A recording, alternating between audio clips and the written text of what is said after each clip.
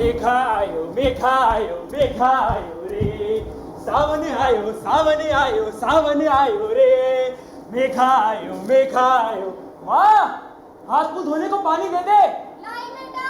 किशन, ओ किशन। हाँ दादा। अरे गाय भैंसों को दाना पानी डाल दे। अच्छा दादा। मेघायो रे,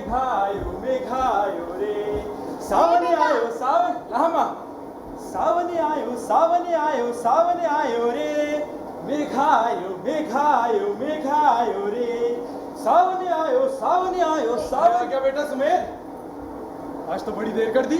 आज तो बड़ी जोरदार बारिश हुई बापू, सो सिंचाई तो करनी ना थी, सब संगी साथी मस्ती में नाचे गावे थे। इस बरस तो बरखा भी बहुत अच्छी हुई है बापू, अब की फसल पर घर पक्का करवा ही लेंगे। हाँ बेटा, ये तो तू बिल्कुल ठीक सोचे है। हाँ बेटा, अच्छी फसल तो तेरी ही मेहनत से हुई है। अरे ना माँ ना, सबने मिलजुल कर काम किया है, और इस बरस इंद्र भगवान की कृपा से तो बरखा भी बहुत अच्छी हुई है। लो लल्ला जी, क्या है भाभी? राबड़ी शाम को बनाई थी। और सबने पी ली? हाँ, आपकी बहुत बार जोड़, जब देर होने लगी तो सबको दे दी। अब आप भी पी लो, नहीं तो फिर ठंडी हो जाएगी। चलो बापू, अगले बरस तो खेती तुझे अकेले ही संभालनी होगी। वाह बेटा वाह, अब मैं क्यों ढलती उम्र में काम करूंगा, तू है ना। क्यों? अब कुछ दिनों में तो फौज में भर्ती शुरू हो जाएगी, तो मैं तो फौज में भर्ती हो जाऊंगा। बता माँ, जाऊंगा कि ना? ना बेटा ना, तू फौज में ना जाएगा, मैं तुझे कभी ना जाने दूंगी। क्या कह रहे हैं माँ, तू मुझे फौज में ना जाने देगी? गांव के सारे लड़के, मेरे संगी साथी सब फौज में जाएंगे और मैं ना जाऊंगा? ना बेटा ना, अब तू भी फौज में जाने की बात करे है, जहाँ बड़के ने अपनी जान दे दी थी।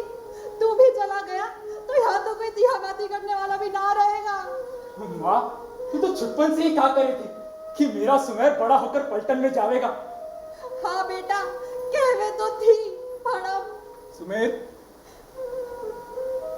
तेरी माँ ठीक है वे बेटा, बड़के के बाद तो अब मेरी भी हिम्मत ना रही तुझे फौज में भेजने की।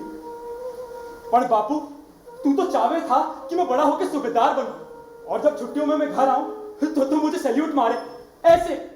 बेटा, समय के फेर से सब बदल जावे हैं, आदमी सोचे कुछ है और होवे कुछ और। तू यहीं रह, अपनी माँ, अपनी भाभी, अपने इस बूढ़े बाप के साथ तू यहीं रह। और बापू, वो जो तू कहवे था कि अपना देश माँ बाप बहन भाई सबसे बड़ा होवे, देश की सेवा हर एक नौजवान का धर्म होवे है। हाँ बेटा, कहवे था और अब भी कहूं। पर बापू, देवर जी को पलटन में जाने दो।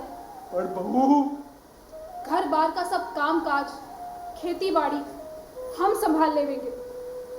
हम फौज में तो ना जा सके, पर जो वहां गए हैं उनको ये विश्वास तो दिला ही सके हैं कि उनके पीछे घर बार को संभालने वाले हैं।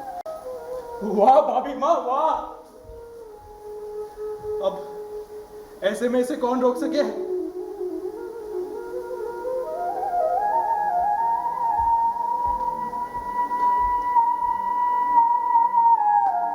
जा बेटा जा, तू भी फौज में जा, देश से बढ़कर कुछ ना है, न माँ न बाप न भाई न भाभी। बेटा, अब जब वर्दी पहनने की ठान ली है तो उसका मान भी रखियो। अरे हाँ बापू। चलो बापू, अभी तो खाना खाने चलो। माँ जी, हम सब तो ऐसे बातें कर रहे हैं जैसे देवर जी कल ही फौज में जाने वाले हो। अभी तो बहुत वक्त है भर्ती होने में। चलो सब लोग। दादा, गाय भैंसों का दाना पानी कराया? चल किशन, तू भी हाथ पांव धोकर रोटी खाने आ जा। हवा भी बड़ी भूख लगी है।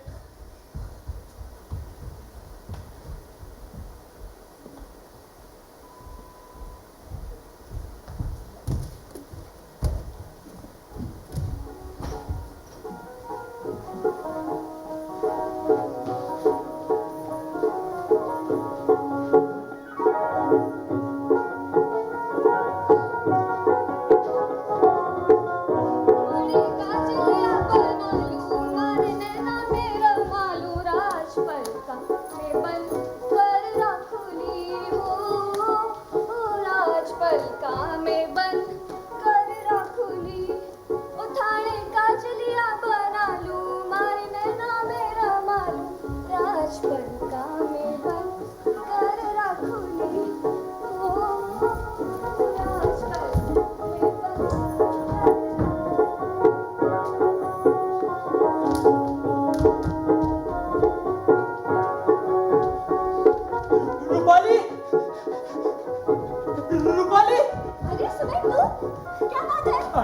बापू हैं?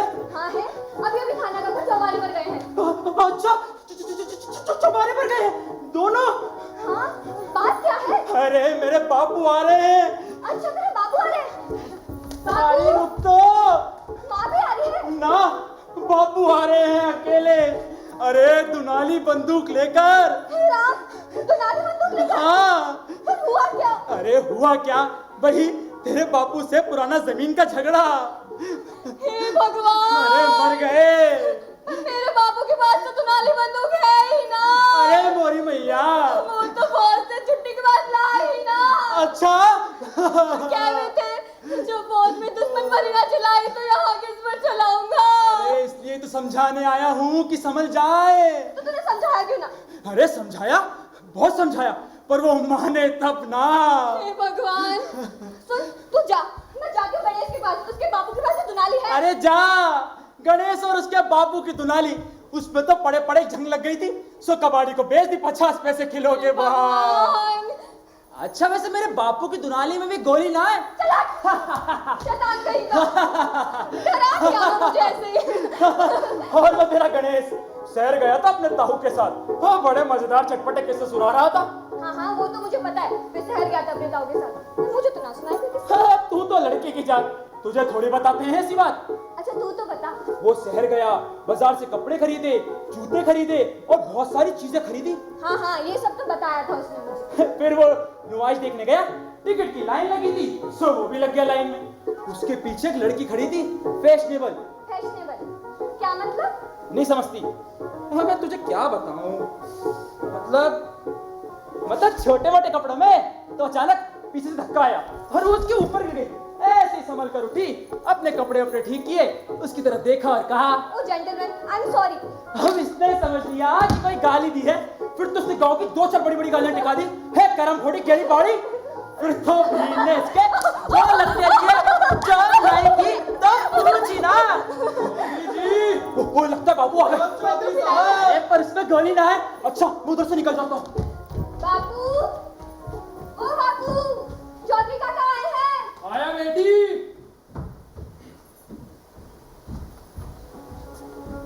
आइए आइए चौधरी साहब, पधारिए। धनबाद हमारे जो आप यहाँ पधारे। अजी सुनती हो, चौधरी और चौधराइन आए हैं। अरे पधारो पधारो चौधराइन जी, पधारो। आज तो हमारा आंगन पवित्र ही हो गया।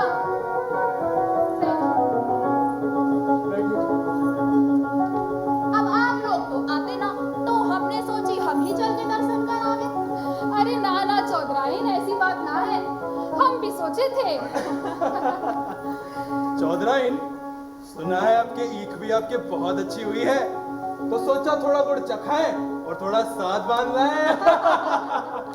सब आपका ही है चौधरी साहब, फरमाओ कितनी बेलियां भिजवा दें। चौधराइन, मैं सोचूं हूँ सुमेर के पलटन में जाने से पहले अगर उसकी ब्याह की बात पक्की कर ले तो कैसा रहे? ठीक ही सोचो। आप ठीक ही सोचो चौधरी साहब, रूपाली अब आपकी ही तो है। जैसा ठीक समझो वैसा ही करो, हमें तो आपकी अमानत आपको ही सौंपनी है। तो फिर ठीक है, आती पूर्णमासी को सगुन पक्का कर देते हैं। क्यों चौधराइन, ठीक है? अरे अब तुम भी कुछ कहो। अजी आपने जो कही सो ठीक ही है, मैंने और कुछ कही तो चलेगी थोड़ी। अरे बेटी रूपाली, बेटी समधियों का मुंह मीठा करवाने को गुड़ तो ला। लाई माँ। तो चौधरी साहब, सुमेर को पलटन में भेजने का मन बना ही लिया। अब क्या करता चौधरी, और सब तो अलग, उसकी भौजाई भी जिद करने लगी उसे पलटन में भेजने की। मन में तो मेरे भी थी, पर हिम्मत ना हो रही थी। पर जब बहू ने हिम्मत बांधी तो मैंने भी जी खड़ा कर दिया।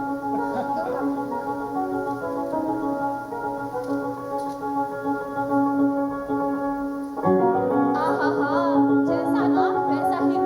सुखी रहो बेटी। समझी जी, अब जल्दी ही हमारी बेटी को हमारे घर भेज दो, अब और देर ना चलेगी। अजी देर कैसी, हमने कही ना जब चाहो ले जाओ। बेटी जरा इधर तो आ।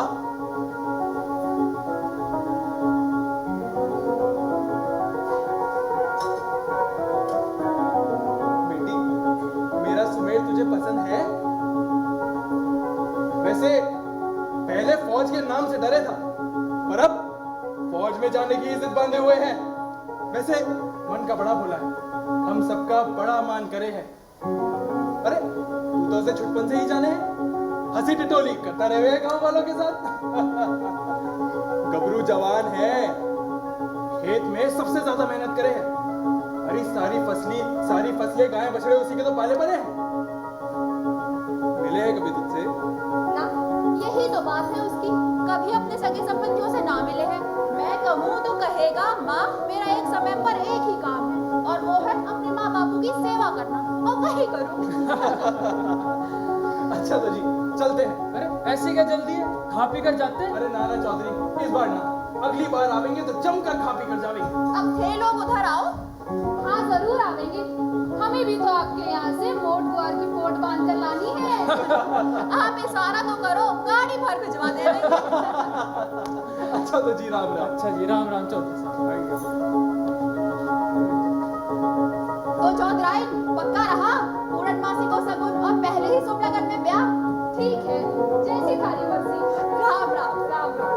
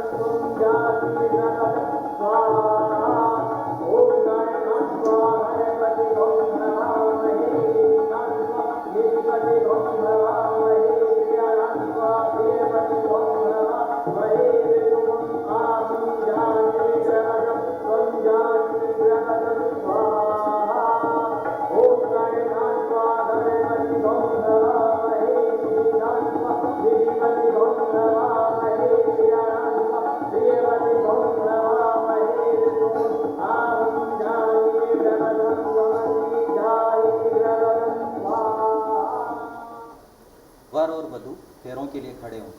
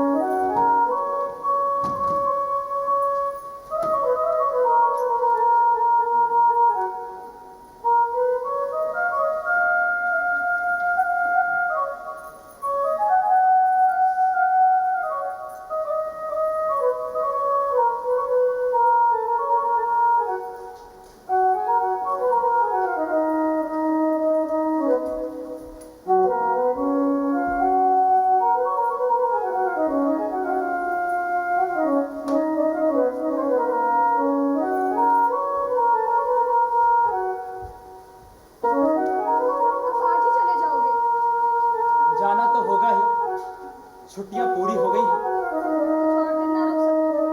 अरे तो तुम क्या समझे है, मेरा मन करे है जाने का, पर फौज में देर सवेर ना चलते।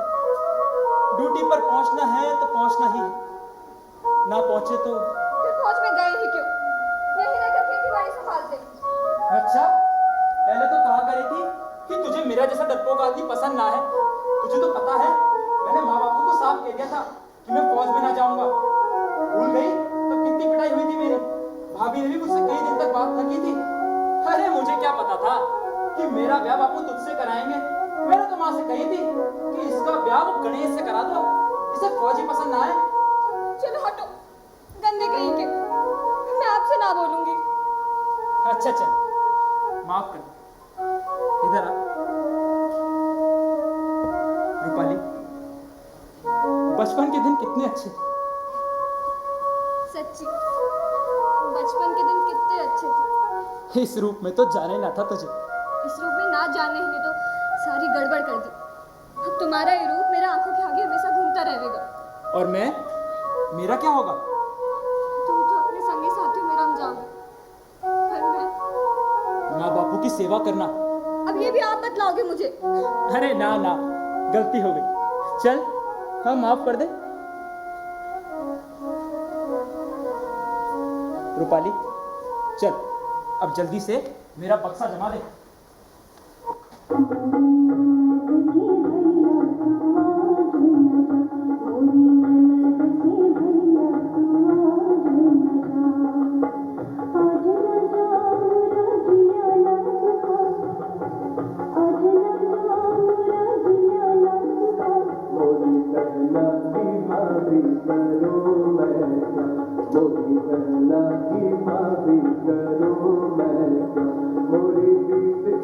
छुट्टियां तो जाना पड़ा, मोरी बीत गई छुट्टियां तो जाना पड़ा। ननद की भैया तू आज न जा, हलवा बनाया है पूरी बनाई है, दही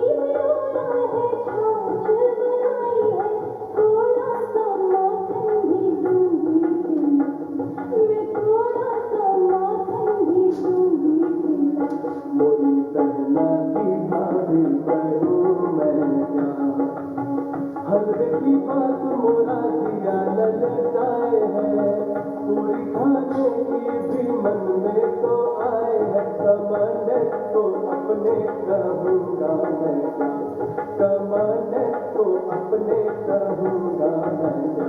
मेरी ननद की भैया तू आज न जा, बीत गई सारी बलमा सारी छुट्टियाँ, लिख दे बलमा तो साहब को चिट्ठियाँ।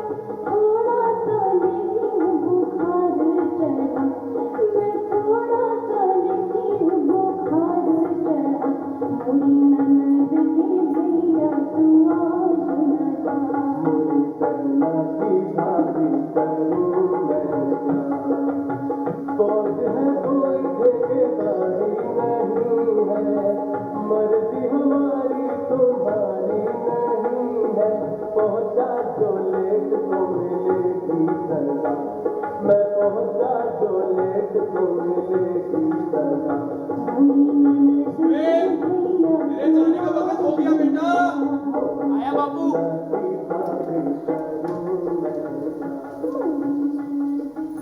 चलता हूं। बच्चे के जन्म का वक्त हो जाए तो खबर कर देना, साहब से छुट्टी लेकर आ जाऊंगा। अपना ध्यान रखना। चलूं।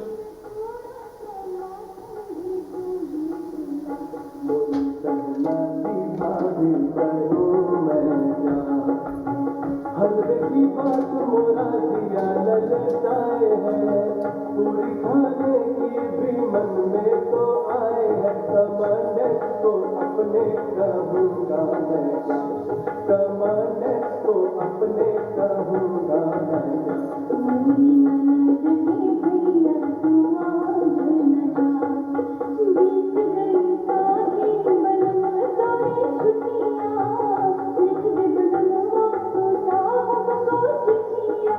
थोड़ा सा लेती हूँ बुखार चढ़ा, मैं थोड़ा सा लेती हूँ बुखार चढ़ा।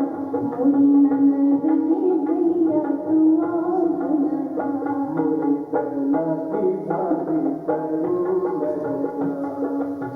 फौज है कोई ठेकेदारी नहीं है, मर्जी हमारी तुम्हारी।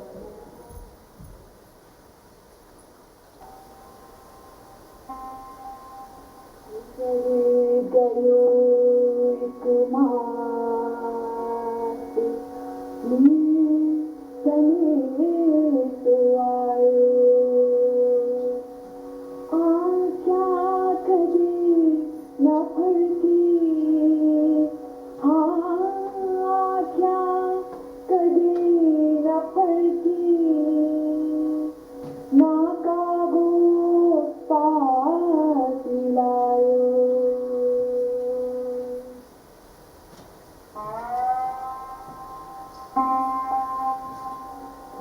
जल जेरी आँखड़ियाँ, रोता रोता अरुहरा खून बही, गदलाई की रूप जवानी, ठकुराई पथरी धूप बनी।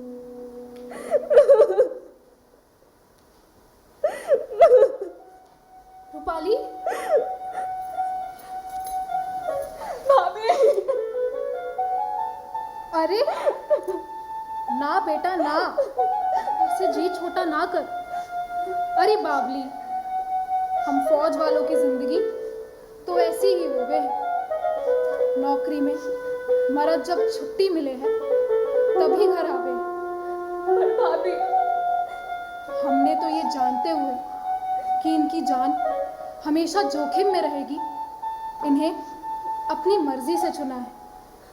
हम ये भी जाने थे कि ज्यादातर ये हमसे दूर ही रहेंगे। पर मन तो मन ही है भाभी।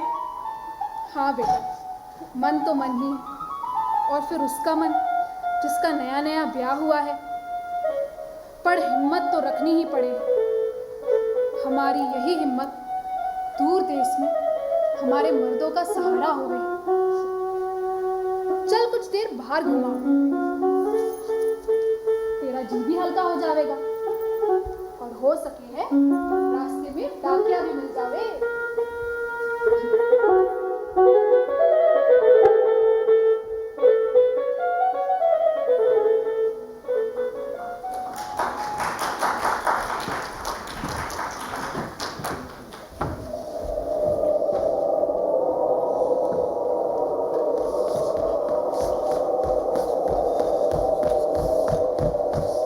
अरे यार, इस ठगी ने तो जान ही ले ली। इसी तरह गरमास ही नहीं आती। रात तो पारा 40 से नीचे तक चला गया था। एक झड़प हो जाती तो खून में फिर भी कुछ गरमास आ जाती। अरे छोड़ो यार, चलो कुछ नाचे गाए जिससे कुछ तो गरमास आए। ओ पल्लो लटके गोरी को पल्लो लटके, ओ पल्लो लटके गोरी को पल्लो लटके, जरा सो टेढ़ो हो जा बाल मारो पल्लो लटके। तो वहां चुपचाप क्यों खड़ा है? सुना यारो, बस ऐसे ही मन में कुछ सवाल उठ रहे थे। बस पढ़ने लिखने का यही नुकसान होवे, आदमी सोचने बहुत लगे, दिल में तरह तरह के सवाल उठने लगते हैं। क्यों रे महावीर सिंह, तू भी कभी सोचे है? ना भाई ना, अपन को तो सोचना आवे ही ना है। अरे सोचे वो जो ज्यादा तनख्वाह पावे। अपन तो एकदम लट गंवार। अरे अपन को तो हुक्म मिला उसकी तामीर की, सोचना काहेगा। अरे दिमाग है तो सोचेगा ही।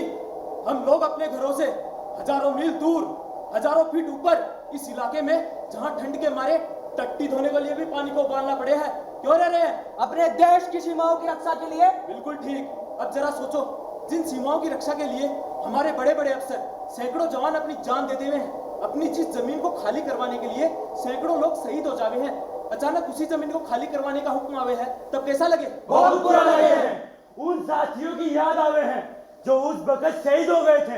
अरे जिन खुंखार आतंकवादियों को हम अपनी जान की बाजी लगाकर पकड़ते हैं, उन्हें बड़ी आसानी से किसी मंत्री की बेटी या किसी फिल्म अभिनेता की फिरौती के बदले छोड़ दिया जावे। और यही नहीं, वो जहां जाना चाहे वहां उन्हें छोड़ कर आवे। क्या इन सबसे हमारे देशवासियों का मनोबल ना गिरता होगा? क्या इन्हें तकलीफ ना होती होगी? होती होगी, जरूर होगी। तो क्या जिनका अपहरण हुआ है उन्हें बचाना नहीं चाहिए? जरूर बचाना चाहिए, और उसके और भी तरीके हो सकते हैं, लेकिन देश के सम्मान की कीमत पर तो ये हरगिज ना होना चाहिए। कहता तो तू ठीक ही है। जब मैं छोटा था और वीरप्पन की बात सुने था तो मेरे कलेजे में भी आग लगी थी। इतना बड़ा हमारा देश, इतने अधिक सुरक्षा कर्मी और सेना के होते हुए भी हम एक मामूली तस्कर के सामने लाचार थे। वो जिसे भी चाहे मार देवे था, जिसे भी चाहे उठा के ले जावे था। स्वार्थी लोग उसे पकड़ने ही ना देवे थे। ऐसे लोग जो हमारी गरीब जनता को मार रहे हैं, देश की संपत्ति को हर तरीके से नुकसान पहुंचा रहे हैं, हम उनसे सख्ती से निपटने के बजाय उनसे बात करना चाह रहे हैं। हमारी तो कुछ समझ में ही ना आवे। मैंने कही ना, पढ़ने लिखने का यही नुकसान होवे, आदमी सोचने बहुत लगे। अरे तो क्या सोचना बुरी बात है? अच्छा बता, क्या तू अपने घर वालों के बारे में ना सोचे? सोचना तो पड़े ही है। मेरी घरवाली की चिट्ठी आई थी, लिखा था मझली बेटी को उसके सासरे वालों ने मार पीट कर घर से बाहर निकाल दिया। बहुत भोली है हमारी बेटी। घर पर भाइयों ने जबरदस्ती कब्जा कर लिया है। हमारी छोटी बेटी बहुत बीमार है। लिखा था तुम कब आओगे? पल पल तुम्हारे लौटने के इंतजार में काट रही हूँ। जल्दी लौट। ओए महावीर सिंह, ये क्या कर रहा है? घर की हालत तो सबकी एक जैसी है, चाहे मोहल्ले वाले हो, गांव वाले हो या शहर वाले, सब हमारे वहां ना होने का फायदा उठावे। हमारे मरने के बाद जीते जी नहीं, हमारे फायदे की घोषणाएं तो बड़ी बड़ी होती है, पर होता कुछ भी नहीं। कुछ भी पाने के लिए एड़िया घिस घिस कर मर जावे। अरे होए कैसे नहीं, जरूर होवे है। हमारे मरने के बाद हमारी विधवा का घूंघट हटवा, उसके साथ फोटो जरूर खिंचवा ले हैं अखबार में छपवाने के लिए। इस सब के दिल में है, सोचे सब है, कुछ कह देवे है, चुप रहे। धीर सिंह, जब फांस चुकती है तो दर्द सबको ही होता है, तो कुछ के ज्यादा कुछ के कम। फिर भी हम सबके यहाँ आने की कोई ना कोई वजह तो जरूर है ही, चाहे वह रोजी रोटी हो, चाहे वंश की परंपरा या कुछ और। हाँ सो तो है, जब सबका हाल एक जैसा ही है तो फिर ये मनुष्य कैसी वक्त को रोककर नहीं हंसकर बताते हैं। अरे गाओ ओ पल्लो लटके गोरी को पल्लो लटके, ओ पल्लो लटके गोरी को पल्लो लटके, जरा सो होए जरा सो होए जरा सो टेढ़ो हो जा बाल मामा पल्लो लटके। बड़ी मस्ती हो रही है। मस्ती क्या साहब, सब अपने अपने दर्द को भुलाने की कोशिश कर रहे हैं। दर्द को भुलाने की कोशिश? बताइए साहब, ये सब कुछ जो हमारे देश की जनता के साथ, ये हमारे साथ हो रहा है, क्या ये सब ठीक है? बताइए साहब बताइए। वीर सिंह, तुम्हारी तरह हम भी देश की बिसात पर एक प्यादे ही हैं। देश का फैसला तो ऊपर वाले करते हैं, हमें भी कुछ भी करने का हुक्म ऊपर से ही मिलता है। ब्रिगेड से नहीं, और ऊपर से। जनरल साहब से नहीं, और भी ऊपर से, बहुत बहुत ऊपर से। ये सारी गड़बड़ ऊपर की तो ऐसा, एक बार इस ऊपर को नीचे ला दिया जाए तो सब ठीक हो जावे। नहीं, कुछ नहीं होगा। फिर कोई उसके जैसे उसकी जगह वही सब करेगा जो उससे पहले वाला कर रहा था। धीरज रखो, समय के साथ सब ठीक हो जाएगा। इतना लंबा समय तो बीत गया साहब, अब तक तो कुछ ना हुआ। किसी भी देश के इतिहास में ये समय बहुत लंबा नहीं होता। धीर सिंह, बदलेगा, ये सब भी बदलेगा। खैर छोड़ो ये सब बड़े लोगों की बातें। तो क्या गा रहे थे, हमें भी बताओ, हम भी तुम्हारे साथ नाचे तो हो जाए। पल्लो लटके गोरी को पल्लो लटके, ओ पल्लो लटके गोरी को पल्लो लटके। संतरी के पास जाओ, देखो क्या हुआ है। धनकर सिंह, होशियार रहना, हम आ रहे हैं।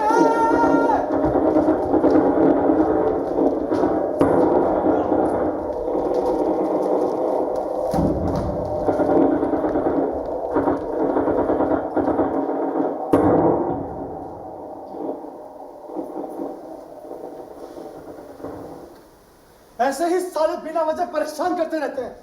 साहब, अपन ही इनको बढ़कर खत्म कर देते हैं। अगर इनको एक बार सबक सिखा देना साहब तो इस तरह की हरकत नहीं करेंगे। नहीं मोहन सिंह, आगे बढ़कर पहल करने का हुक्म नहीं है। साहब, बर्दाश्त करने की भी हद होती है। साहब, हमारे को इस तरह संयम रखने का हुक्म क्यों दिया जाता है, जबकि दुश्मन मनमाने तरीके से हमें परेशान करता रहता है। लड़ाई के मैदान में आगे बढ़ती फौज को और आगे बढ़ने से रोक दिया जाता है।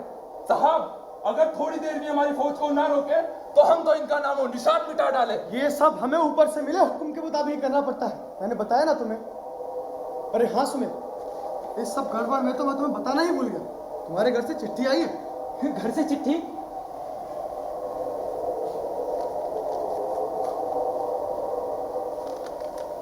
पत्नी की है? नहीं सर, भाभी की है। घर के हर हाल की खबर वही मुझे लिखती है, बहुत प्यार करती है मुझे। तुम्हारे भैया क्या करते हैं? वो नहीं रहे सर। नहीं रहे? क्या करते थे वो? वो भी फौज में ही थे सर। फौज में? कौन सी रेजिमेंट में थे? जाट रेजिमेंट में। तो क्या हुआ था उन्हें? जैसलमेर में तस्करों के खिलाफ एक ऑपरेशन में भैया ने किसी बड़े तस्कर डॉन को पकड़ लिया था, और अपने ही किसी गद्दार ने उस डॉन को बचाने के लिए भैया को गोली मार दी। और जानते हैं साहब, रिपोर्ट में क्या क्या लिखा गया? रिपोर्ट में लिखा गया कि यह जवान अपनी ही बेवकूफी से मारा गया। इसमें अफसोस की क्या बात है सर, ऐसा ही होता है। हमारे सारे डॉन, आतंकवादी, माओवादी, नक्सलवादी सब हमारे देश के कुछ भ्रष्ट नेताओं की छत्र छाया में ही अपना साम्राज्य फैलाए हुए हैं। जिस किसी ने भी ईमानदारी से कुछ करने की कोशिश की, उसका ही राम नाम सत्य। जो सबके साथ होता है वही भैया के साथ भी हुआ। सुमित, ये कैसी सोच है तुम्हारी? बिल्कुल ठीक है सर। भैया की जगह यदि किसी नेता का, अफसर का या व्यापारी का बेटा होता तो पहली बात तो ये सर कि वो वहां होता ही नहीं, क्योंकि इस वर्ग के लोग अपने बच्चों को सेना जैसी जोखिम भरी जगह में जाने ही नहीं देते। और यदि गलती से वो वहां चला भी जाए तो डॉन को पकड़ने की मूर्खता करने के स्थान पर वो उससे समझौता कर लेता, जैसा कि भैया को गोली मारने वाले ने कर रखा था। लेकिन भैया ने ऐसा नहीं किया, वो ऐसा कर ही नहीं सकते थे, ये उनके खून में नहीं था सर। हाँ, मेरी सोच की बात कर रहे थे तो बेफिक्र रहिए साहब। ये सब जानते हुए भी मेरे बाप ने मुझे फौज में ही भेजना पसंद किया, और अब मैं भी वही करूंगा जो भैया ने किया। देश के लिए बलिदान हमारे खून में ही है सर। तेरे भैया की इस कुर्बानी के बारे में तो हम में से कोई नहीं जानता सुमेर। अरे ऐसी कुर्बानियां तो हम सबके खानदान में मिलेगी मोहन। बिल्कुल ठीक कह रहा है सुमेर, हम जैसे लोगों को तो भगवान ने बनाया इसीलिए है। अब लीजिए साहब, इस भैंसबाजी में तो मैं भाभी की चिट्ठी पढ़ना ही भूल गया। कुछ खास बात लगती है, हमें ही बताओ क्या खुशखबरी है। अरे बताना क्या साहब, पूरी चिट्ठी सुन लीजिए। लिखा है, भैया जी तुम ठीक से होंगे, यहाँ भी सब ठीक से हैं, वगैरह वगैरह। खुशखबरी ये है कि अगले महीने में ताई बनने वाली हूँ। जाते वक्त तुमने कहा था कि तुम इस वजह से साहब से छुट्टी मांगोगे तो वो तुम्हें मना नहीं करेंगे। बापू से अब ज्यादा काम नहीं होता, रूपाली भी थोड़ी कमजोर हो गई है। तुम साहब से छुट्टी लेकर जरूर आना, जापे के वक्त तुम्हारी जरूरत पड़ेगी। माँ और किसना ठीक है, आने की खबर जरूर देना। तुम्हारी भाभी। बधाई हो। छोड़ेंगे नहीं, बाप बनने की ढेर सारी मिठाई खाएंगे। साहब साहब साहब। हाँ सुमेर। साहब मेरी छुट्टी। ऐसे बंकर में तो छुट्टी नहीं दी जा सकती ना सुमेर, देखना होगा कि और किस किस को छुट्टी चाहिए, बाद में मिलना। ये कैप्टन भी अजीब है, अभी कैसा हंस बोल रहा था जैसे हमारे सबका सगा हो और काम पड़ा तो। अरे सुमेर, वैसा ना है, जरूर तेरी छुट्टी मंजूर करेगा। तो जब घर से आवे तो ढेर सारी मिठाइयाँ लाइयो और हमारे भतीजे का फोटो भी। ड्यूटी बदलने का वक्त हो गया है। चलो चलो चलो चलो चलो चलो चलो।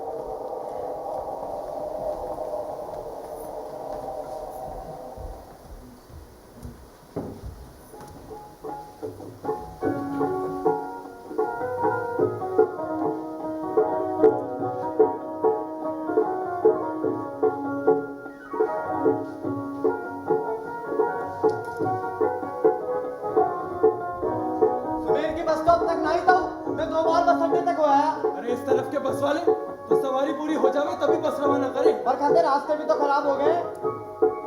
लो चाय पी लो।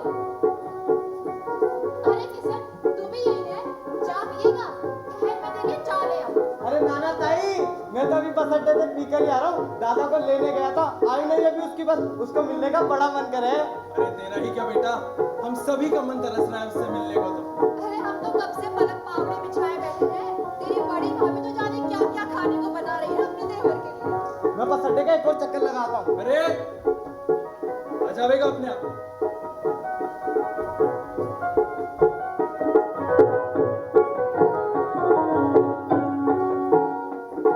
अरे नाना बेटा, तू तो एक बार हो ही आ। अरे हाँ ताऊ, मेरा भी यहाँ बैठे बैठे मन ना लगेगा, देखना आपके दादा को साथ लेकर ही आऊंगा। बड़ा प्रेम करे है सुमेर से, कोई कह ही ना सके कि माँ जाए ना है। अजी बचपन से साथ साथ खेले बड़े हुए हैं।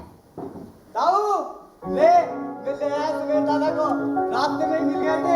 अरे आजा बेटा आजा। पाला तो बापू। जीतो रे, कब से तेरी बात जो रहे थे, कितनी बार तो किसी बस अड्डे तक हो आया। पाला तो माँ। बड़ी देर कर दी। अरे मैं भी तो उतावला था सब लोगों से मिलने को, पर बस तो बस है, अपने ढंग से ही चली। अरे पहुंच गए बस किसी तरह। और सब कहाँ है माँ? सब यही है बेटा, कब से तेरी बात जो रहे हैं। बड़ी बहू, ओ बड़ी बहू, देखो सुमेर आ गया। आई माँ जी। मैं दादा का सामान अंदर रखा हूँ। वाह लल्ला जी, बाट जोते जोते तो हमारी आंखें ही पथरा गई। अरे पाला को भाभी। सुखी रहो, तरस गए थे तुम्हें देखने को। आपकी बापू ने कही तुम्हें चिट्ठी लिखने को, कहा बच्चा बच्ची की बात लिखोगे तो जरूर छुट्टी मिल जाएगी, सो मैंने लिखी। अरे तुम्हारी चिट्ठी से तो बहुत तमाशा हुआ भाभी। अच्छा क्या हुआ? हुआ यूं कि जब कप्तान साहब हमारे। सबके लिए छाछ लिया। हाँ ले आ बहू, क्यों सुमेर, छाछ पिएगा ना? हाँ हाँ माँ जरूर पीऊंगा, छाछ और वो भी घर की। भुट्टे खाओगे लल्ला जी? भुट्टे अपने खेत के हैं भाभी। हाँ बेटा, इस बरस मक्की की बहुत अच्छी फसल हुई है। इस बरस तो ज्वार और बाजरा भी बहुत अच्छा हुआ है। मैं भुट्टे सेक लाऊं? अरे रुको भाभी, भुट्टे तो खाते ही रहेंगे, पहले आप सबसे बात तो कर लूं। अरे हाँ, रूपाली के घर वाले कैसे? सब ठीक है, बहुत ध्यान रखे हैं हर बात का। कुछ दिन पहले ही देसी घी का कनस्तर भिजवाया है। सबकी बात तो करो तो, मेरी भी तो कहो। हाँ रे सुमेर, अब तो किशन भी बहुत जिम्मेदार और समझदार हो गया है। सच्ची किशन? और मुझसे क्या पूछा दादा, ताऊ से ही पूछा। अरे अरे, उन्हें मत दे, उन्होंने अभी अभी चाय पी है। देखा सुमेर, तेरी माँ कुछ खाने पीने ना देवे। बेटा सुमेर, तेरे जाने के बाद से घर का, बाहर का, बिरादरी का सारा काम किशन ही संभाले है। मेरे काका बल्लू ने कही, भैया किशन बचपन से ही तुम्हारे साथ रह रहा है और अब से ये तुम्हारे पास ही रहेगा।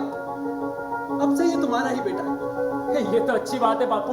बल्लू काका तो शुरू से ही बहुत साफ दिल और सुलझे मिजाज के हैं, पर काकी उनकी परछाई। हाँ लल्ला, चिट्ठी की बात तो बताओ। चिट्ठी पढ़कर सब बहुत हंसे होंगे ना? अरे ना भाभी ना, चिट्ठी किसी और ने थोड़ी ना पढ़ी थी, मैंने ही पढ़ी थी। हुआ यूं कि जब कप्तान साहब हमारे बंकर में आए तो हम सब जवान नाच गा रहे थे। अच्छा, तो ये वजह है नाचना गाना मुर्गे मच्छी खाना, तभी हम लोगों की याद कैसे आए भैया? अरे ना भैया ना, वो तो हम सारे दिन की मनुष्यत और सर्दी को भगाने के लिए कर रहे थे। कप्तान साहब भी हमारे साथ मस्ती करने लगे। इतने में बाहर से जोरदार आतिशबाजी शुरू हो गई। आतिशबाजी? सुमेर की माँ, फौज में गोलाबारी को ही आतिशबाजी कहवे हैं और जोरगी का मतलब है सिर्फ बंदूक से ही गोलियां ना चली, तोपों से भी गोलाबारी हुई। हे भगवान, फिर क्या हुआ? फिर क्या, इधर से भी गोलाबारी शुरू हो गई। करीब पौन घंटे तक ये खेल चलता रहा, फिर धीरे धीरे शांति हुई। पर ये हुआ क्यों? अरे कुछ ना, शरारत, परेशान करने की नियत। अगर किसी के लग जावे तो? अरे तो कई जवान तो मर भी जावे माँ। हाँ, तो जब आतिशबाजी बंद हुई और शांति हुई और हम लोग ये जानने की कोशिश कर ही रहे थे कि ये छेड़छाड़ शुरू की हुई, तभी कप्तान साहब को तुम्हारी चिट्ठी का ध्यान आया। उन्होंने मुझे कहा, सुमेर तुम्हारे घर से चिट्ठी आई है। उन्होंने मुझे चिट्ठी दी, मैं खोलकर पढ़ने लगा। उन्होंने पूछा पत्नी की है? मैंने कहा नहीं, भाभी की है। तो बोले तब तो हम भी सुन सकते हैं। मैंने सुनाई। तुम्हारी ताई बनने की बात सुनकर सबने बधाई दी। इतने में मुड़कर जाने लगे। मैंने पूछा, साहब मेरी छुट्टी? तो गुस्से से कहने लगे, देखना पड़ेगा और किस किस को छुट्टी चाहिए, और धड़धड़ाते हुए चले गए। अगला दिन भी गुजर गया।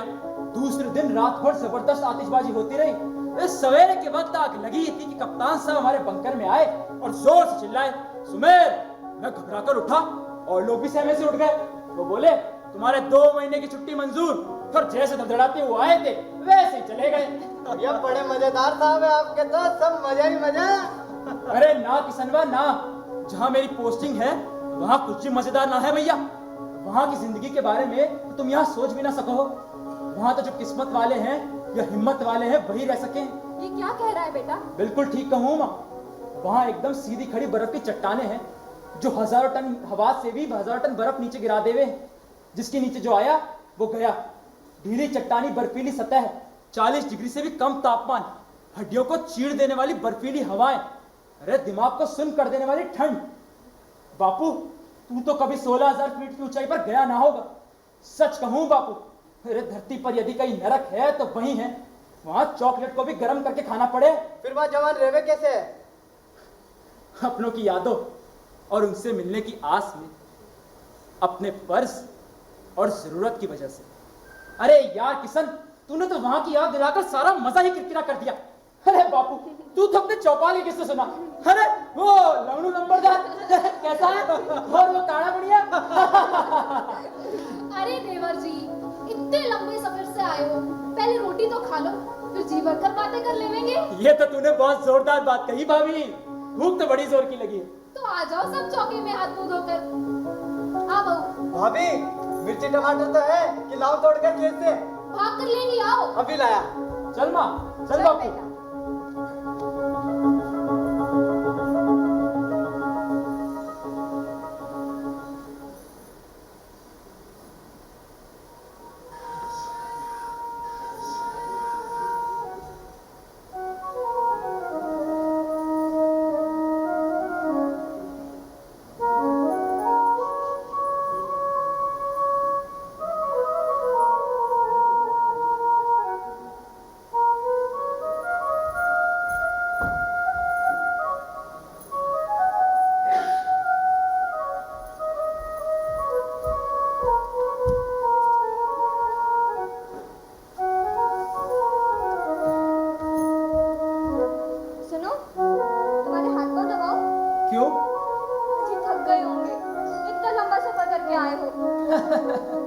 अरे ना ना, हम फौज वाले ऐसे ना थका करें। ला, मैं तेरा बदन दबा दूं। मैं भला क्यों थकूंगी?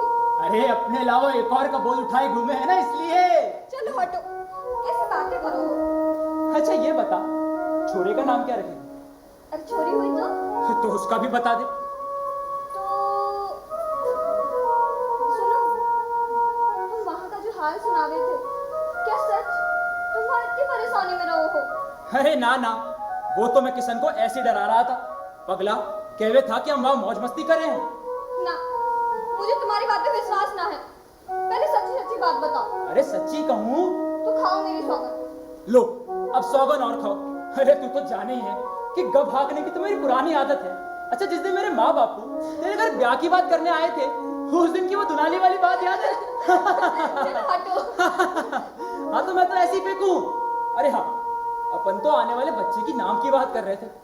ना, पहले बताओ तुम वहाँ सारा दिन करो क्या हो? अरे सीमा की रखवाली करें हैं और क्या करें। देखे हैं तो कोई हमारे देश की सीमा में तो ना घुस रहा, और अगर कोई घुसे तो उसे ललकारे हैं, और वापस ना जावे तो मार गिरावे। बंकर बने हैं जिसमें हम रहवे हैं, और निगरानी चौकी से 24 घंटे चौकसी करें, 2-2 घंटे की ड्यूटी से। हथियारों की सांस संभाल करते रहवे हैं, और जब अकेले होवे तो सोचे तुम्हारे बारे में। सोचे हैं आज राखी है, तेरे भाई राखी बंधवाने आए होंगे। आए थे ना? हाँ, बड़े भैया तो ना आए। गोपाल को भेजा था कपड़े वगैरह लेकर। तूने भी उसे कुछ दिया? दिया क्यों ना, नारियल और ढेर सारी मिठाई। दिवाली पर खूब दिए जलाए होंगे, खूब फटाके चलाए होंगे, है ना? हाँ, पर मेरे लिए तो दीपावली सुनी ही रही। मैं वहां मन की आंखों से तुम्हें सब करते देख रहा था। आंखों के आगे सारी बातें घूम रही थी। सब लोग छत पर होंगे, तुमने नया जोड़ा पहना होगा, माथे पर झूमर लटक रहा होगा, सब लोग हंस हंस कर दिए जला रहे होंगे, और भाभी माँ ने ढेर सारे पकवान बनाए होंगे। किशन फटाके चला रहा होगा, और बापू माँ को डांट रहे होंगे, और तुम ये सब देखकर हंस रही होगी। और मैं, अरे ये क्या? अरे तुम रो रही हो? अरे बावली, अरे ऐसे रोवे थोड़ी है। मुझे वहां किसी ने जबरदस्ती थोड़ी भेजा है। अरे मैं तो वहां अपनी मर्जी से रह रहा हूँ। चलो अब मुस्कुराओ, अरे मुस्कुराओ, अरे मुस्कुराओ, चलो मुस्कुराओ, चलो।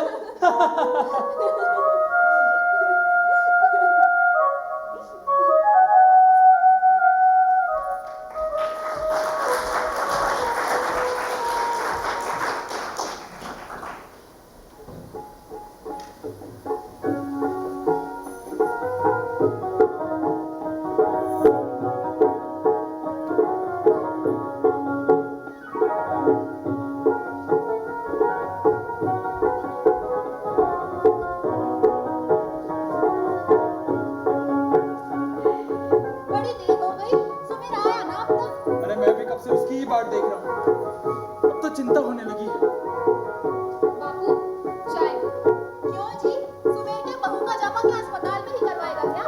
अरे इसीलिए तो बहू को लेकर डॉक्टर के पास गया है। क्यों, अपनी भौरीदाई में तो बहुत होशियार है, सारे जामे उसी ने तो करवाए हैं। ना माँ, अब वक्त बदल गया है। जब अस्पताल में सारी सुविधाएं हैं, तो वहीं जापा करवाना सही रहेगा। लो लल्ला जी भी आ गए। क्या हुआ सुमेर? अच्छा हुआ बापू जो वक्त से रूपाली को दिखाने ले गया। क्यों, कोई खास बात? हाँ भाभी, बच्चेदानी में पानी की कमी हो गई है। डॉक्टर ने रूपाली को देखते ही सोनोग्राफी करवाने को कहा। उससे ही इस बात का पता चला। हे भगवान। अभी तो मैं 1 बोतल ग्लूकोज चढ़वा लाया हूँ बापू, अभी और चढ़वानी पड़ेगी। भैया, अरे किशन, तू कहाँ रह गया था रे? हमने तेरी बहुत बाट देखी। डॉक्टर ने जो दवा लिखी थी वो लेकर आया दादा। अरे वाह बापू, तू तो ठीक ही कहवे था। तू तो सच्ची में ही जिम्मेदार हो गया। बड़ी बहू, सुमेर की बहू का खास ध्यान रखना, उसे कुछ काम ना करने देना। जी बापू, आप बिल्कुल सोच ना करो। आ बहू। किशन, अपनी भाभी को दवा दिया और उसे समझा देना कैसे लेना है। जी भैया।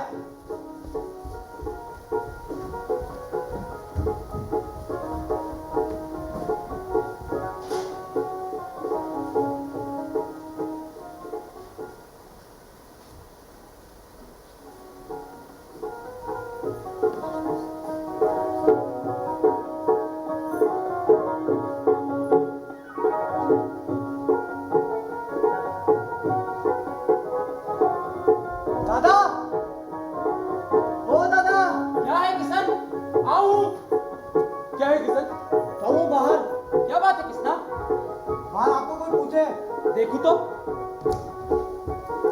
हुआ किसना? तू ना जाने? अपने गांव का ना है, सरकारी जीप में आया है। कौन आया है जी? किसना कह रहे कोई सरकारी जीप में आया है? सुमेर को पूछे। मैं देख कर आऊं कौन है। क्या हुआ सुमेर? मेरा बुलावा आया है बापू। बुलावा आया है? कहाँ से? फौज से। फौज से? पर तू तो 2 महीने की छुट्टी लेकर आया है। आया तो छुट्टी लेकर ही हूँ, पर छुट्टी रद्द कर दी गई। क्यों? ये तो मुझे भी ना पता। कलेक्टर साहब का हड़कारा आया है, मुझे फौरन जीप में बैठाकर स्टेशन छोड़कर आवे। जल्दी से जल्दी अपनी कंपनी में पहुंचना होगा। जंग छिड़ गई है। जंग छिड़ गई है? कहाँ? जरूर कारगिल में ही दुश्मन ने कोई गड़बड़ी करी होगी। बहुत दिनों से वहां बड़ी हलचल थी। और हम भी पूरी तरह तैयार हैं बापू। उनकी हर हरकत पर हमारी नजर थी। उनकी रत्ती रत्ती हरकत का हमें पता है। मुझे तो उनके गुप्त रास्तों और ठिकानों का भी पता है। तभी तो तेरी फौरन जरूरत पड़ गई है। तुझे इस लायक समझा, तभी तो फौज ने तुझे बुलाया है। असली घोड़े की पहचान दौड़ के मैदान में, और असली सिपाही की जंग के मैदान में होवे है। बधाई हो बेटा, बधाई हो।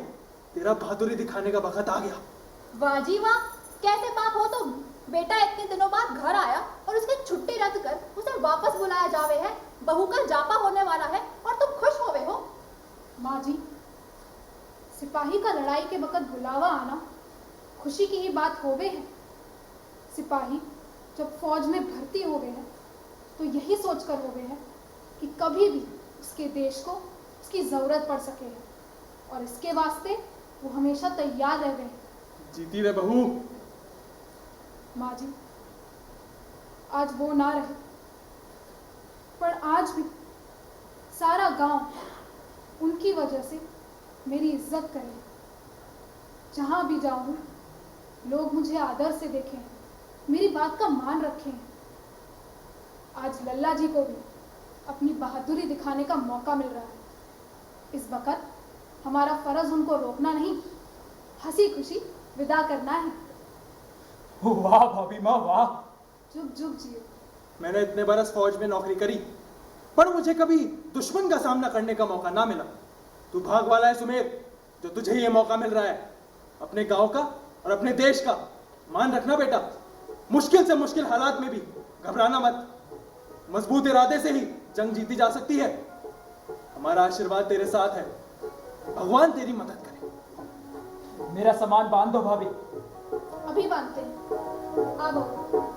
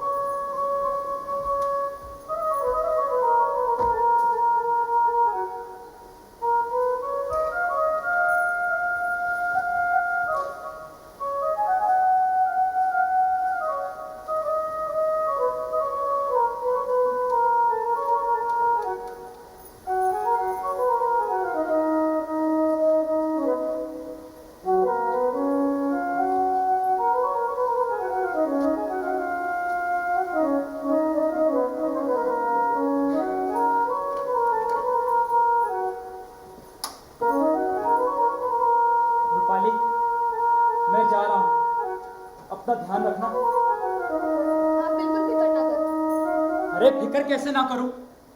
ऐसे वक्त में तुझे छोड़कर जाऊं जब तुझे मेरी सबसे ज्यादा जरूरत है। तो आप अपनी मर्जी से थोड़ी ही जाओ, और फिर वहां जाना भी तो जरूरी है। कह रहे तो तू ठीक ही है। तो फिर क्यों जी छोटा करो? तुम तो 2 महीने की छुट्टी लेकर आए थे, अभी तो 7 दिन भी ना हुए। 2-4 दिन में काम खत्म करके वापस आ जाना। मुन्ने के आने में तो वक्त है। हाँ ये ठीक है, काम खत्म होते ही साहब से छुट्टी लेकर आ जाऊंगा। तू तो वक्त से दवा लेती रही हो। दादा वो बुलावे हैं। आऊं किशन? किशन अपनी भाभी का हर तरह से ध्यान रखियो, डॉक्टर को दिखा लाइयो, और जरूरत हो तो ग्लूकोज भी चढ़वा दीजिए। हाँ दादा आप बिल्कुल फिक्र ना करो। आप तो काम खत्म करके वापस आ जाना। चलो। लल्ला जी ये आपको खाना बांध दिया है, ले किशन। और बेटा ये तेरे संगी साथियों के लिए। चीफ के पास खड़े हैं। चल बहू। अच्छा रूपाली, चलता हूँ, अपना ध्यान रखना।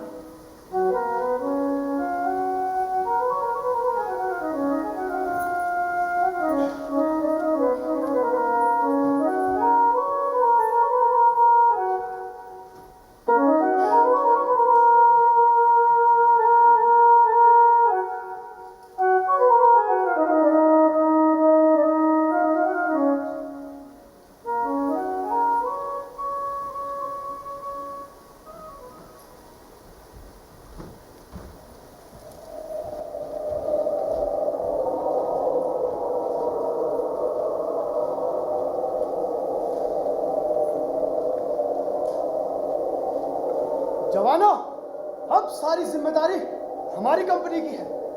हम दुश्मन के सबसे करीब हैं, इसीलिए हम किस तरह दुश्मन पर हमला कर उसे बर्बाद करेंगे ये हमें तय करना है। मेरी बेस कैंप में बात हो गई है, सारी ब्रिगेड हमले के लिए तैयार है। तय किए गए वक्त पर आर्टिलरी भारी गोलाबारी करेंगी। उस गोलाबारी की आड़ में हमारे जवान आगे बढ़ने की कोशिश करेंगे। इधर हमारी चौकी से भी दुश्मन की चौकी पर भारी गोलाबारी की जाएगी, लेकिन इससे दुश्मन पर काबू पाना मुश्किल होगा क्योंकि वो ज्यादा ऊंचाई पर है। सर, क्यों ना हम दूसरी तरफ से हमला करें? बिल्कुल ठीक, हमने भी यही तय किया है। बेस कैंप में अधिकारियों ने मीटिंग कर ऐसा ही करने का निर्णय लिया है, लेकिन आखिरी फैसला हमारा होगा। सर, आपकी क्या योजना है? परसों अमावस्या की काली रात में हम ये कार्रवाई करेंगे। रात के अंधेरे का फायदा उठा हमारे जवान पीछे से दुश्मन की चौकी पर चढ़ उस पर हमला कर उसे बर्बाद करेंगे। सुमेर? हाँ साहब, आपके हुक्म के मुताबिक मैंने उन सब इलाकों की रेकी कर उन सब रास्तों को समझ लिया है जहां से ऊपर पहुंचा जा सकता है। ठीक है, तो तुम कितने लोगों को साथ ले जाना चाहोगे? मैं और 2 और। ज्यादा लोगों को ले जाने में खुद का होने का डर है। ठीक है, तो वो 2 कौन होंगे? मैं होऊंगा साहब, मैं होऊंगा। सुमेर, तुम किस किस को साथ ले जाना चाहोगे? ये तो पक्का मौत का खेल है साहब। ये खेल तो मैं धीर सिंह और मोहन सिंह के साथ खेलना पसंद करूंगा। क्यों मोहन? हमारी किस्मत अच्छी है साहब, जो हमें ये मौका मिल रहा है। हम जरूर इस काम को पूरा करेंगे साहब। तो तय रहा, सब कुछ योजना के हिसाब से। कोई शक, कोई सवाल? नहीं सर। साथियों, कहते हैं कि इंसान खाली हाथ आया है और खाली हाथ ही जाएगा, लेकिन ऐसा नहीं है। इंसान खाली हाथ तो आया है, लेकिन साथ जाएगा उसका नाम। तो हम कुछ ऐसा करके जाए कि हमारा नाम एक लफ्ज, एक शब्द, एक अक्षर नहीं, बल्कि एक यादगार बनकर रहे। कोई शक, कोई सवाल? नहीं सर। सवाल नहीं तो जयकारा। भारत माता की जय। निकल आओ मैदान में बच्चे संभाले, करो अपनी जाने वतन के हवाले। निकल आओ मैदान में बच्चे संभाले, करो अपनी जाने वतन के हवाले। कहाँ है वो रणवीर भारत के बाके, कहाँ है वो फर्जंद हिंदुस्तान के, कहाँ है वो रणवीर भारत के बाके, कहाँ है वो फर्जंद हिंदुस्तान के। चलो देश पे भारी विपदा पड़ी है, तुम्हारी ही माँ तुम्हें लेने खड़ी है। चलो देश पे भारी विपदा पड़ी है, तुम्हारी ही माँ तुम्हें लेने खड़ी है। निकल आओ मैदान में बच्चे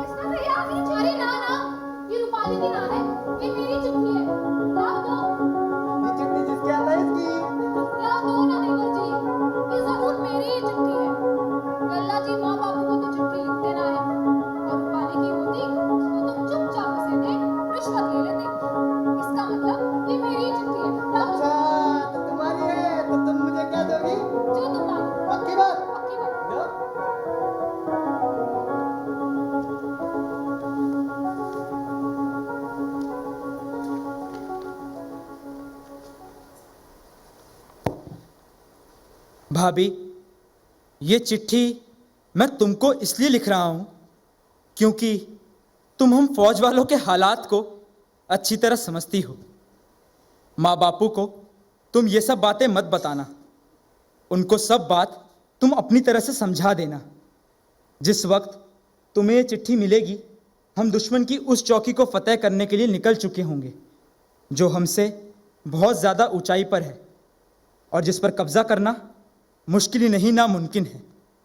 समझ लो कि मौत के मुंह में जाकर वापस आना है। इससे पहले भी 3 कंपनियां इस मुहिम पर जा चुकी हैं। एक बर्फ़ गिरने से दबकर मर गई, एक को दुश्मन ने ख़त्म कर दिया और तीसरी कुछ न कर पाई। अब साहब ने ये काम मुझे सौंपा है। मैं और मेरे 2 साथी इस काम को करने जा रहे हैं। हमें भी बताना बहू, क्या लिखा है सुमेर ने? हाँ, लिखा है कि ये चिट्ठी मैं तुम्हें अलग से इसीलिए लिख रहा हूँ क्योंकि तुम हर बार शिकायत करती हो कि मैं तुम्हें अलग से कभी नहीं लिखता, जबकि हर बार मुझे चिट्ठी तुम ही लिखती हो। ठीक ही तो है माँ जी, मैं ही तो उसे हमेशा चिट्ठी लिखती हूँ। और पढ़ो ना भाभी। हाँ हाँ, पढ़ती हूँ। रूपाली को और किसना को भी अलग से चिट्ठी लिखी है। सब चिट्ठियाँ साथ साथ मिल जाएंगी। कहा मेरी चिट्ठी तो आई ना, और छोटी भाभी ऐसे कैसे खड़ी हो? हंसो ना, तुम्हारी भी खास चिट्ठी अलग से आ रही है। भाभी, कप्तान साहब ने एक बात बहुत अच्छी कही, आवे तो सब खाली हाथ हैं पण खाली हाथ ना जावे। इसलिए ऐसा कुछ करो कि तुम्हारा नाम एक मिसाल बनकर रहे। मुझे विश्वास है कि तुम्हारे आशीर्वाद से मैं ये काम करके जल्दी वापस आऊंगा। यहाँ मौसम आजकल पहले से भी ज़्यादा खराब हो गया है। बहू, बताना आगे क्या लिखा है? हाँ, लिखा है कि आजकल यहाँ मौसम पहले से बहुत अच्छा है। लड़ाई के मोर्चे पर भी कोई खास मुश्किल ना है। लगता है एक झड़प में सारा मामला निपट जाएगा। चलो, अच्छा है। फिर तो सुमेर बहू के जाने से पहले ही आ जाएगा। भाभी, ईश्वर से हमारी कामयाबी के लिए प्रार्थना करना। बिना उसके आशीर्वाद के कुछ ना होवे। भाभी, अगर मैं इस मोर्चे पर मारा जाऊं, जिसकी बहुत अधिक संभावना है, तो तुम माँ बापू और मुन्ने की नहीं नहीं नहीं, ऐसा नहीं हो सकता, ये नहीं हो सकता। क्या हुआ? क्या बात है बहू, तू ऐसे घबरा क्यों गई? ऐसा क्या लिखा है उसने? नहीं नहीं, ऐसी कोई बात ना है। वो मुझे तो उसके साहब पर गुस्सा आ गया था। लिखा है कि काम खत्म होने के बाद अगर छुट्टी ना मिले तो जापे की सब जिम्मेदारी तुम संभाल लेना। अब बताओ ना माँ जी, गुस्सा होने वाली बात तो है ही। पहले तो छुट्टी खत्म होने से पहले ही बुला लिया और अब बाकी बच्चे छुट्टी भी ना देंगे। बहू, तू आज ही उसके साहब को मेरी तरफ से चिट्ठी लिख और हाथ जोड़कर छुट्टी देने की प्रार्थना कर। आगे पढ़ो बहू।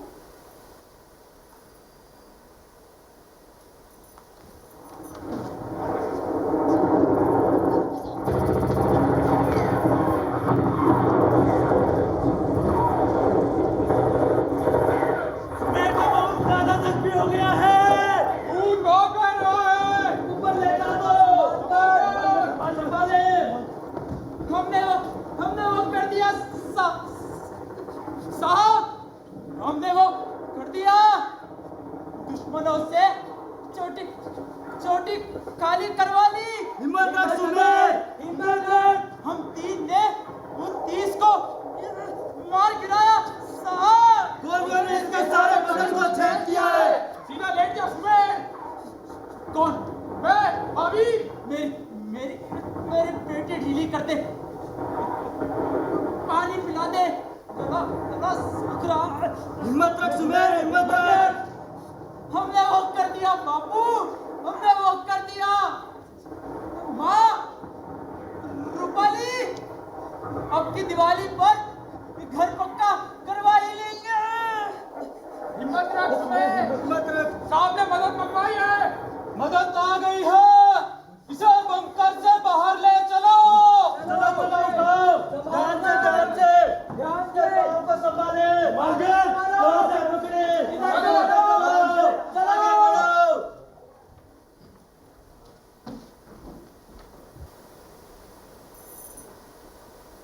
आगे लिखा है कि भगवान ने चाहा तो इस बार काम पूरा होते ही साहब मुझे छुट्टी दे देवेंगे।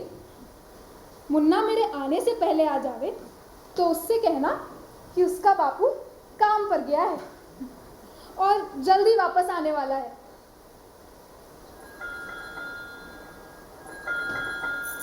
मैं देखती हूँ। आगे लिखा है कि अब की जब मैं वापस आऊंगा तो कैंटीन से सबके लिए बहुत सारी चीजें लाऊंगा। बापू के लिए ऊनी जर्सी और माँ के लिए गरम शाल। वाह, तब तो ताऊ तू ऊनी जर्सी पहने और ताई ऊनी शॉल ओढ़े पूरे गांव में ठुमक ठुमक कर घूमेगी। तूने दादा की बात देखी, सबके लिए कुछ ना कुछ लावेगा और मेरे लिए ठेंगा। तो फिर ठीक है, अब के दादा आवेगा तो छोटे खेत की तीखी मिर्ची खिलाऊंगा, फिर देख तमाशा। लोटा लेकर जावेगा, लोटा लेकर आवेगा, फिर लोटा लेकर जावेगा, फिर लोटा लेकर आवेगा, फिर लोटा लेकर आवेगा। पेट में दर्द हो गया भाई। अरे सुमेर की माँ, अरे तू कब गई थी? देख तो किशन क्या कह रहा है।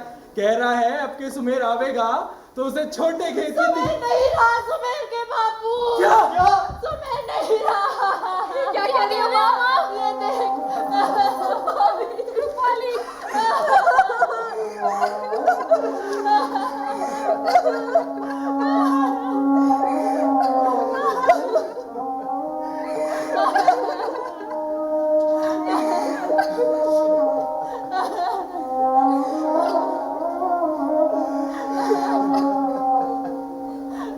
रो मत भाभी, वो नहीं रही तो क्या? ये मालिक तो मेरे कोख में है। मैं उसे जन्म दे और उसका बड़ा करूंगी और जवान होने पर अपने बाप की तरफ फौज में ही भेजूंगी। ना, अब इस परिवार को कोई फौज में ना जाएगा, कोई फौज में ना जाएगा। ना ना सुमेर की माँ ना, ऐसा ना के, ऐसा कैसे हो सके? ना, अब और ना। मैं तो फौज में ही जाऊंगा ताऊ। हाँ बेटा, तू फौज में ही जाएगा, तू जरूर फौज में जाएगा। अब और ना। ना ना सुमेर की माँ ना, अगर हमारे जवान फौज में ना जाएंगे तो हमारे देश के लोग चैन की नींद कैसे सोएंगे? ना, तू फौज में ही जाएगा बेटा, तू फौज में ही जाएगा।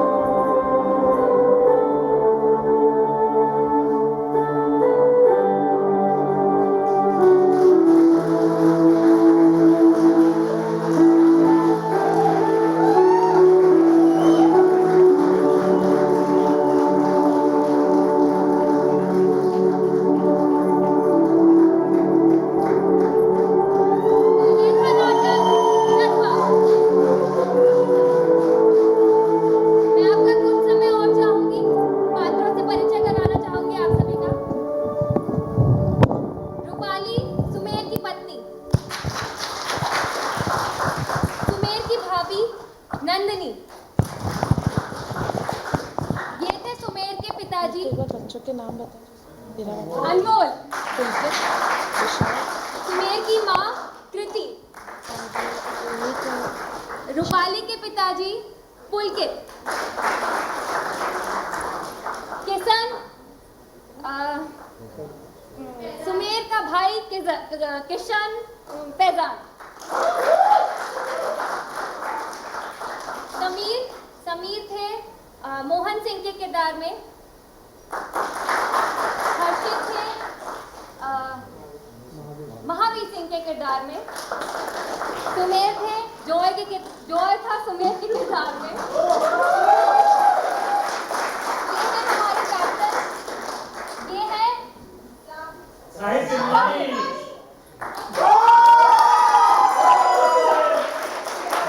शरीफ, पंडित और चंद्र सिंह के किरदार में। दीपक धीर सिंह के किरदार में। विकास सुगन सिंह के किरदार में और प्रदीप गोविंद सिंह के किरदार में। इस नाटक को और सुंदर बनाने के लिए इसकी कॉस्ट्यूम्स और बैक स्टेज को मैं बुलाना चाहूंगी। इसकी कॉस्ट्यूम्स और प्रॉपर्टीज डिजाइन और अरेंज करी है गरिमा सिंह राजावत। इसका म्यूजिक ऑपरेट किया है हितेश जी ने। लाइट डिजाइन और ऑपरेट की है अमित ने।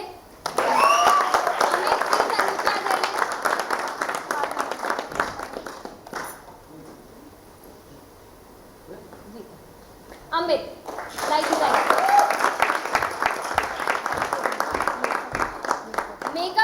मेकअप किया है राधेलाल बाका जी ने। और वोकल्स इसमें जो गाने आए हैं उसमें से गुजर गए एक मास का वोकल दिया है कविता मैम ने। बैक स्टेज में हमारी टीम थी राहुल, फैजान, हर्षवर्धन। सारे एक बार आ जाओ प्लीज। राघव, प्लीज, अंकित, सुधांशु, विशाल, खुशी।